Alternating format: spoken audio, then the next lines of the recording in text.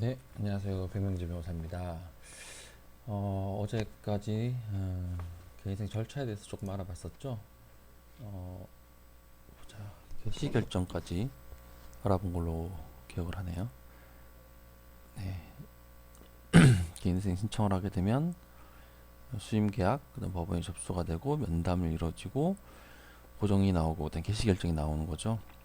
자, 개시 결정할 때부터 월 변제금을 납입한다라고 말씀드렸습니다. 그 뒤에 한 두 달, 세 달 정도 있다가 이제 채권자 집회를 해요.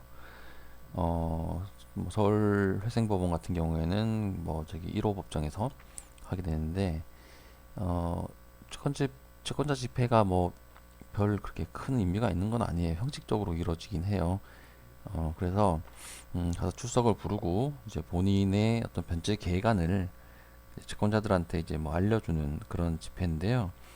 주로 채권자들이 잘 안 나와요. 만약에 이제 가끔 개인 채권자들이 나와서 이 변제 계획안에 대해서 이의 신청을 하고 하는 경우가 있긴 한데 특히 드물죠. 그래서 부담 없이 일단 그 집회 기일이 잡히면 출석을 하셔가지고 저기 꼭 참석은 하셔야 돼요 대신에. 통상 뭐 근데 일이나 이런 거 바빠서 집회 기일이 잡혔는데 출석을 못 하는 경우가 있어요. 근데 제가 뭐 실무를 하다 보니까 한 번 정도는 이제 법원에서 뭐 봐주긴 하는데 뭐 두 번째도 못 갔다. 그렇게 되면 이게 기각 사유가 돼요. 그래서 반드시 출석을 하셔야 돼요. 자, 그러고 나면 이제 한 달 정도 지나고 나면 인가 결정이 나요. 인가. 이게 최종적인 거죠. 법원의 어떤 그 절차에 있어서는 이게 거의 최종적이라고 보면 돼요. 나머지는 법원이 알아서 변제금을 받아서 변제 기간이 정해진 그 예상 변제금에 따라서 채권자들한테 매달 이렇게 분배를 해줍니다. 그래서 그 다음에는 변제 기간을 24개월, 60개월의 변제 계획이라고 돼 있는데 통상 원래 법상은 3년 이상, 5년 이하. 그 다음에 2018년 6월 달에 법이 개정이 되는으로 인해서 이제 3년이 원칙이 됐죠. 근데 여기서 24개월이라고 한 거는요. 어, 채무가 작은 경우 있잖아요. 채무가 작고 가용소득이 어느 정도 발생을 하기 때문에 24개월 정도 내에 뭐 원금과 이자가 다 100% 변제가 된다. 라고 할 경우에는 36개월 미만의 변제 계획안을 세울 수가 있어요. 그래서 뭐 저도 진행을 하면서 24개월까지는 이렇게 원금과 이자를 모두 갚는 걸로 해서 그 개인회생을 진행시켜 본 적은 있어요. 근데 그럼 원금과 이자를 모두 갚는데 왜 개인회생을 하냐라고 하는데요. 개인회생을 하게 되 신청을 하고 나서 개시 결정이 나면요 더 이상 그 이자가 발생하지 않아요. 그렇기 때문에 대부분의 개인회생을 신청하는 채무자 같은 경우에는 고리의 이자, 그다음에 그 이자 때문에 그 이자를 메꾸기 위해서 다시 대출을 받고 그냥 돌려막기를 계속하면서 빚이 눈덩이처럼 불어나게 되겠죠. 그러니까 이자분은 또 복리 이자가 되겠죠. 그다음에 이율도 막 20%, 24%, 좀 안 좋은 사채 같은 경우 이율이 더 높아요. 예, 그런 경우 이자가 발생하게 되는데 개인회생을 신청하고 개시 결정이 나게 되면 이자가 더 이상 발생하지 않는다는 그 이점도 상당히 커요. 예, 그렇기 때문에 원금과 이자를 모두 변제하는 100%짜리 변제 계약 기간을 세워서 그동안 생겼던 빚을 대체적으로 빚이 작겠죠.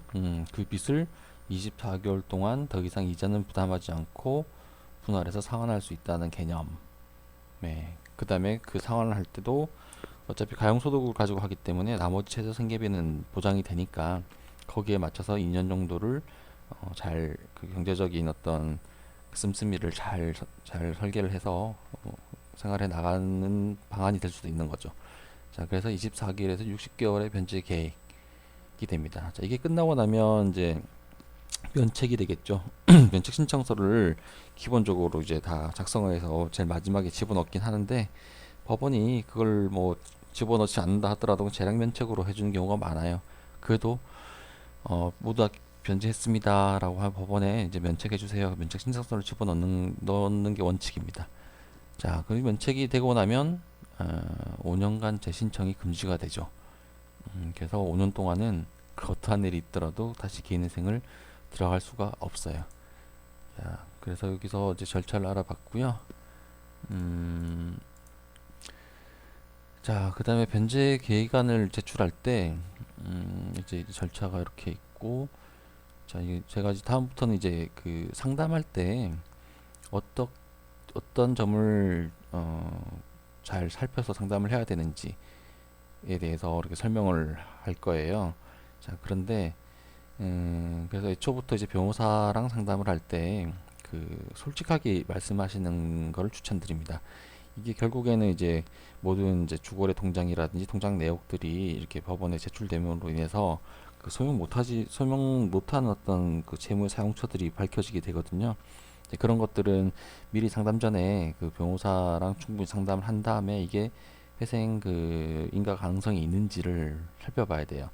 추후에 발견된 사유로 인해서 이게 뭐 재산 은닉이라든지 아니면 뭐 도박, 도박은 원래는 개인 회생 채무가 되는데 그래도 변제금이 올라갈 수 있는 거잖아요. 도박 같은 경우에는. 자, 그렇기 때문에 그런 사유로 인해서 뭐 회생이 안 되는 경우가 발생할 수 있기 때문에 초기 상담이 상당히 중요하다고 볼 수 있습니다. 자, 그래서 여기 보면 통상 채무자 그 채무를 도박, 주식, 과소비 등을 하지 않고 생활비, 순수 사업 자금 등에 사용했고, 그다음에 최근 채무가 없으며 과거 개인회생 신청했던 적이 없다면 자, 금지 명령이 인용될 확률이 높다라고 돼 있죠. 우리 아까 위에서 요 단계 잘 보이진 않는데 이제 금지 명령을 같이 들어가게 됩니다. 금지 명령이라고 하면 말씀드렸지만 뭐 간단하게 채무자의 어떤 추심을 막는 그런 결정이에요. 그래서 이런 경우에는 이제 통상적으로 뭐 그 채무가 도박이나 주식, 뭐 과소비, 그러니까 스포츠 토토 이런 거 있잖아요. 그런 거 하신 분들이 개인생 들어갈 때 법원에서는 금지 명령을 안 내줘요. 그게 이제 뭐 주식을 해서 날렸거나 뭐 그럼 채권자도 그런 경우에는 뭐 잘못은 없는 거잖아요. 채무자가 날린 돈이기 때문에 법원에서는 어느 정도는 너가 개시 결정이 날 때까지는 감수를 해라라고 해서 금지 명령을 바라지 않습니다. 그리고 과거에 개인생을 신청한 사람이 다시 이제 그 들어간 경우에, 그러니까 5년 정도가 지나고 나서 다시 개인생에 들어갈 때도 개인 금지 명령이 안 나올 확률이 있어요. 이건 100%는 아니고요. 5년 동안 또 착실하게 뭐 일을 하거나 뭐 여러 가지 사업을 하거나 해서 빚이 생겼다면 금지명이 나올 확률이 있지만 이제 그런 사유가 아니고 약간 과소비도 보이고 개인회생을 다시 신청한다. 그런 개인회생 제도를 약간 악용하려는 그런 의도가 있다고 파악을 해서 금지명령은 내주지 않는 확률이 높아요. 그렇게 되면 기본적으로 아까 말한던 제일 처음에 말했던 그 1차 서류, 2차 서류, 그 다음에 보정 이런 걸 빨리빨리 대비를 해가지고요. 개시 결정을 3개월 내에 빨리 받도록 하는 것도 한 방법이죠. 개인회생 절차가 개시가 되면 모든 주심 및 변제 이런 거는요 법원을 통해서 해야 되기 때문에 채권자들이 채무자한테 주심이나 뭐 압류 이런 것 강제 집행을 하지 못하기 때문에 이렇게 금지 명령이 발생하지 않는 경우에는 최대한 빨리 개시 명령을 받을 수 있도록 노력하는 것도 한 방법입니다. 자, 근데 저번 시간에 언뜻 잠시 설명드렸는데 개인회생 그 개시 신청서를 접수하고 나면 그 다음부터는 뭐 통상적으로 채권자들이 돈을 갚아라고 금지 명령이 나오기 전까지라도 채권자들이 돈을 갚아라고 하는데 보통 안 갚아요. 개인회생이 들어갔으니까. 그러면 뭐 채권자들한테 사건 번호를 불러주고 나면 채권자들도 웬만하면 뭐 별도의 그 주심 해결을 하지 않습니다. 그렇게 되면 매월 내던 그 이자, 그 다음에 원금 이 부담이 순간적으로 사라지게 되죠. 그렇게 되면 또 채무자들도 거기에 또 안주를 해서 돈을 좀 쓰게 되거든요. 그래서 채무자는 자신이 버는 수입을 쉽게 써버리는 경향이 있었습니다. 그래서 이제 뭐 변호사 뭐 저 같은 이제 변호사랑 상담을 할 때 저는 늘 그런 얘기를 해요. 그래서 개시 결정이 나기 전까지는 미리 개시 결정 후 납부할 월 변제금을 모아둬라. 음. 그게 왜 그렇냐면요. 실무상 그 채무자가 변제 계획안을 제출할 때 그 첫 번째 변제일을 변제 계획안에 적거든요. 그래서 보통 이제 월급날에 맞추긴 해요. 월급날에 맞추는데 제출일로부터 60일 후 90일 내에 어느 날 매호를 지정해서 이제 이 날짜에 매달 갖겠습니다라고 이제 음, 변제 기간을 잡는데요. 중요한 게 그 개시 결정이 3개월이 넘게 걸려요. 그러니까 법원마다 조금씩 다른데 서울회생법원 같이 이제 회생을 전문적으로 지급하는 법원이 있는 데는요, 3개월 조금 넘어서 개시 결정이 나게 되거든요. 근데 뭐 좀 지방에 있는 회생법원 같은 경우에는 이 개시 결정 나는데도 뭐 5개월, 6개월까지 걸린 경우가 있어요. 그런데 아까 전 강의에서 말씀드렸지만 변제금은 그 개인회생 개시 결정이 난 이후부터 지급을 한다 그랬죠. 근데 저희가 변제일을 60일 60일 후 90일 이내 요때 어느 날 지정일로 한다니까 예를 들어 뭐 5개월째 그 개시 결정이 났다 그러면 5개월 그때 난 개시 결정 난 달에 변제금, 그다음 4개월째 변제금, 그다음 60일 후 90일 사이에 또 정했던 그 변제금 그 3회를 한꺼번에 이제 내야 되는 경우가 발생을 해요. 그렇게 되면 그 감당이 안 되는 경우가 있겠죠. 그래서 적어도 90일부터 5개월째 되는 두 달치 변제금을 한꺼번에 납부하게 되므로 매상 변제금을 조금씩 모아둬야 된다.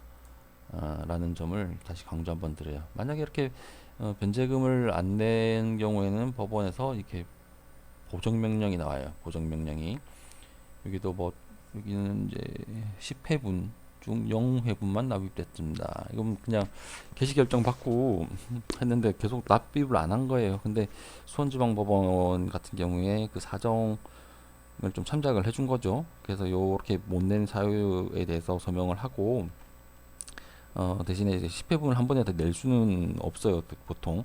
그럼 일단 반 정도 먼저 내놓고 또 그 회생위원과 통화를 해서 나머지 또 계속 지급하겠다라고 사정을 하면 받아주는 경향이 있어요. 근데 그것도 법원마다는 달라요. 저기 뭐 지방에 경상도 쪽에 있는 그런 법원들은 좀 되게 엄격하게 보기 때문에 주로 이제 경기도권이나 서울회생법원을 만약에 관할이 생긴다면 거기 넣는 게 가장 좀 절차가 빠르고 그다음에 조금 유하게 적용하는 경향이 있으므로 유리하다고 생각이 됩니다. 자, 오늘은 이번 시간은 이렇게 변제금 납입 그다음에 뭐 변제 계획안을 제출할 때 얼마 정도를 모아 놓아야 된다 이 정도까지 정리를 하고요. 다음 시간에는 이제 개인회생 제도와 기타 채무조정 제도를 비교해서 간략하게 설명을 드리도록 하겠습니다.